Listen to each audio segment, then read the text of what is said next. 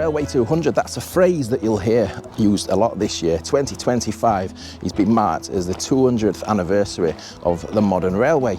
I'm in Derbyshire this morning and I've come to an old railway, one of my favourite disused railways this is the Cromford and Peak Railway, steeped in history. And it's all relevant to the Railway 200 story, and I'll get into it as we make our way up the line. I did plan on opening up here outside the old workshops there, some of the oldest railway workshops in the world. But there is a large school event. There must be 200 children all around the workshops at the moment, so I'm not going to be filming around there this morning. And we'll talk about why 1825, so exactly 200 years ago, is an important date in railway history. Look at this. For once in my life, I'm actually walking down Middleton incline. I'll show you a little bit later in this video what's inspired me to come and film on the Cromford and Peak Railway today. But let's just start. Why the year 1825? Why are we using that year to draw a line in the sand for this 200 years? So the 27th of September 1985, George Stephenson's steam-powered locomotion number 1 travelled 26 miles between Shildon, Darlington and Stockton, carrying hundreds of passengers to great fanfare. It set in motion a train of events, no pun intended, that changed the world forever. Now that's not my words, that's the words there from the Railway 200 website. So you'll find this bridge halfway up or down, depending on which way you're going, down the Middleton incline. And just look at this, blows me away every time this. Look at the engineering. This, 200 years ago, this railway was built. 1825 was then when the Act was passed. So exactly 200 years old this year is the Cromford and Peak Railway. But it didn't open till 1830.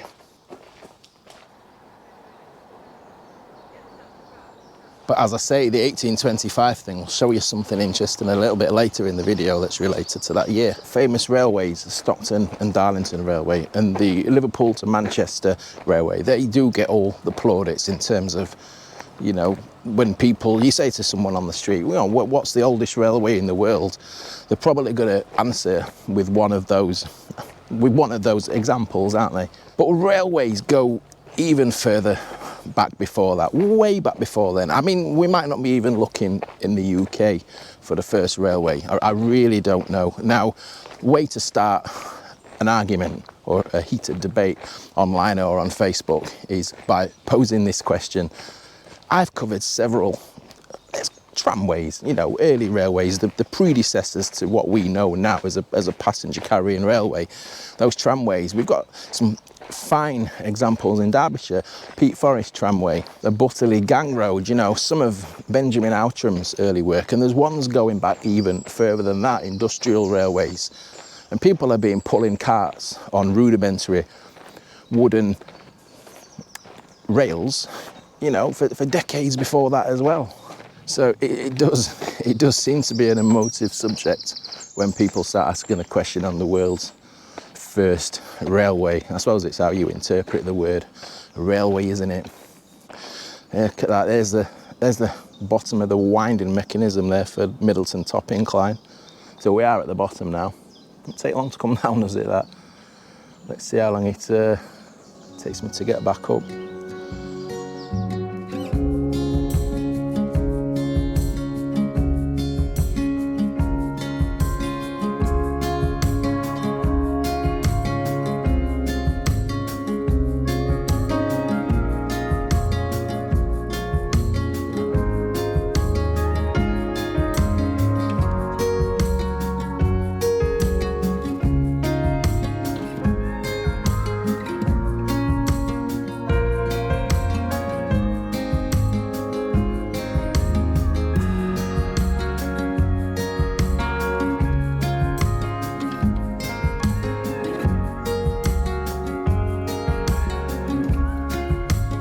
It's 27 degrees today and the humidity is at levels of stupidity. That was a bit of a tough climb, that. So this is Middleton Top. This is probably one of the most pictured, one of the best known places on this railway line.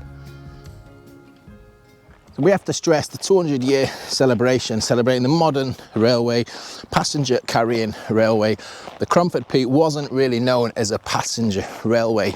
It did carry passengers for some of its lifespan, but because of the nature of the railway with the inclines and passengers having to get on and off, it wasn't safe for those passengers to be riding on the trucks on the inclines. So it didn't really survive as a passenger carrying enterprise. But anyway, we fetched you on further up the Cromford and High Peak Railway now. This is a section of the line called Minninglow. This is one of my favourite parts of this railway line, and we can't really get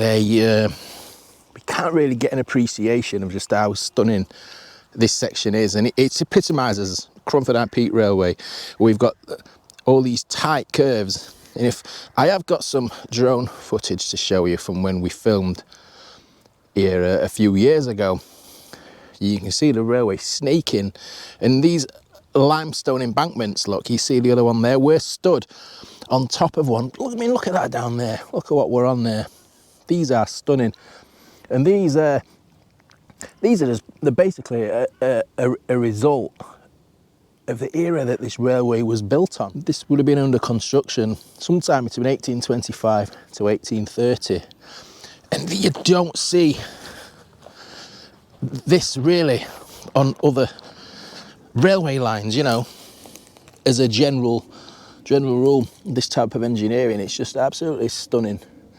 It was designed as a contour railway, this Cromford and High Peak Railway, and the way that they've solved the problems, they're clinging to the contour and they're building it up on these limestone embankments. It's not a method that you'd associate then was taken forward and adopted as a standard railway building method, really. I'm very aware that I'm just giving you an history lesson on the Cromford and High Peak Railway. If you are interested in this railway, we've done a 17-part series, 17-part. Now, don't let that sound like it's overwhelming, because this is a long railway. It's 30-something miles end to end, and we covered that over 17 episodes, looking at the stories along the way and the different sections and some of the engineering marvels. So go and dig that out. That's on my YouTube channel. So I'm at Parsley Hay now, and I'm just heading up to what I'll call the pinnacle of this video, the kind of the inspiration for why I've come to look at this line and make this video today. And if you know the Cromford and High Peak Road, you probably know where I'm heading. And this is the section where the High Peak Trail, or the Cromford and High Peak Railway, separates from the Tissington Trail, that was the old London North Western Railway, down to Ashbourne.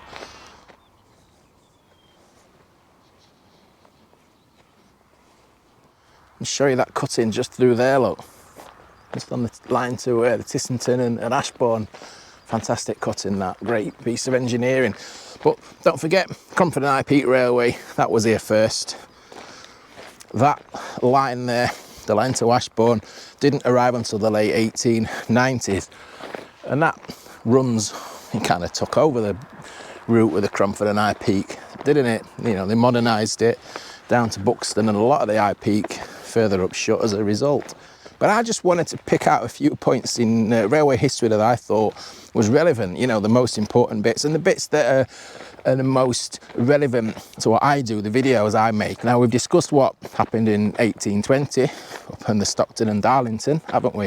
In 1829, so 4 years after, we had the Rainhill trials. Obviously, it's the Manchester to Liverpool railway, that.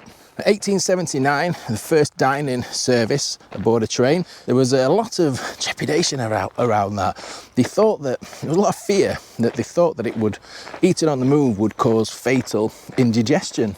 Obviously unfounded. And here's something I didn't realise, it was so late that this happened. 1892, standard gauge was standardised, because obviously I think it was at the Great Western, they had the broad gauge.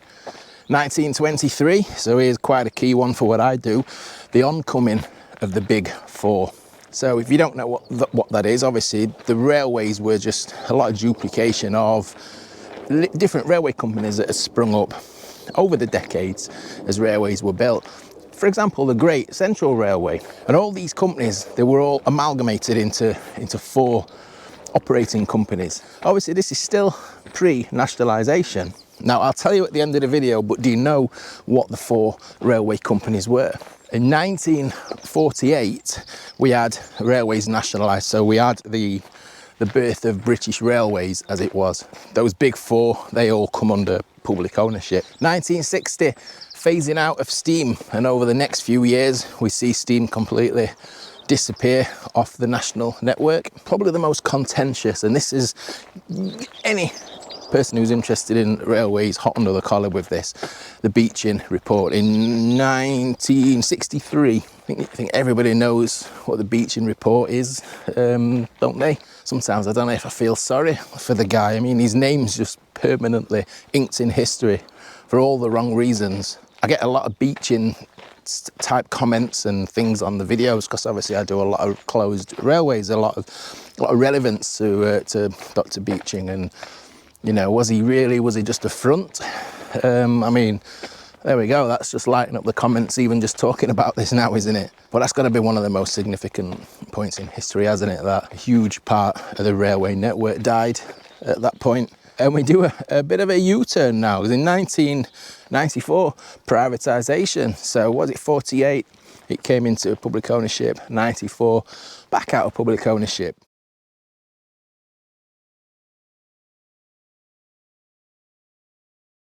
This is what I've come to see today. This is my destination on the Cromford and Peak Railway. This is Newhaven Tunnel. Not a long tunnel, as you can see. But if I can just zoom in on the plaque up there, Jessup Engineer, and the Cromford and Peak coat of arms there. And we'll just take a look around. Look, this is very early.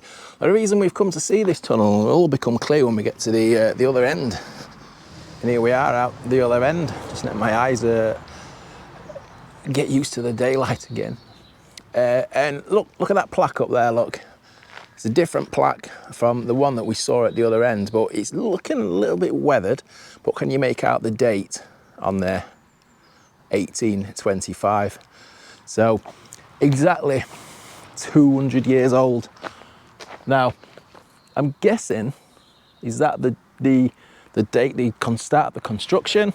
I'm guessing that wasn't the date they finished because the Act was only passed in 1825. But incredible that. Still always blows me away when I come and do anything Cromford and Peak related, just on the history.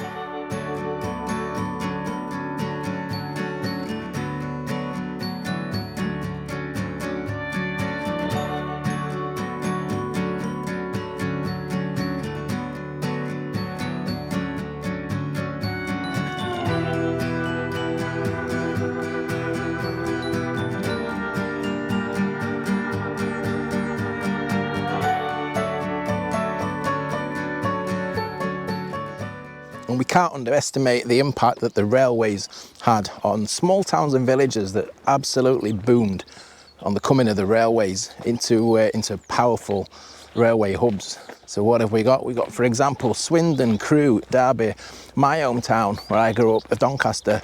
And one thing that people might not know is the standardisation of time. So Greenwich Mean Time being widely adopted was in a large part due to the railways. They were trying to standardise time across the whole country just to help the trains run on time. We are inside this cutting now on the Ashbourne line. There's lots of different events taking place for Railway 200 across the course of the year. You know, museums, heritage railways, they're all getting in on the app. There's a special train being adapted that's going to be going around the country, touring different events, etc. So some interesting stuff to look out for this year, I'm sure. So let me know what Railway 200 means for you. Are you a supporter, or do you just think it's just a big publicity, waste of money? Let me know. I am a roasting hot. I think I'm gonna go and find a beer garden somewhere and have a nice cold glass of Coke or something like that, full of ice. So before we sign off, what were those big 4 companies? We had the London North Eastern Railway, LNER. We had the Great Western Railway, GWR. We had Southern Railway, SR. And the last one, there was LMS, London Midland Scottish Railway. That breeze is nice through this cutting. I might just wait here for 10 minutes. Not that it's a cool breeze, it feels like a hairdryer, to be honest. But I hope you've enjoyed this video. If it does well, I might get out and cover some Railway 200 events. Who knows? It was something a little different from what I normally do. To be honest with you, I just wanted to come and just make a video about that tunnel being 200 years old. So it's just great to have a wider picture to link it into. So thanks to all my channel members, anyone who supports my channel, buys me a coffee, sends me a super thanks. You'll find the links down below. So I hope you've enjoyed it. We'll see you soon. So from a beautiful Parsley, ta-ra.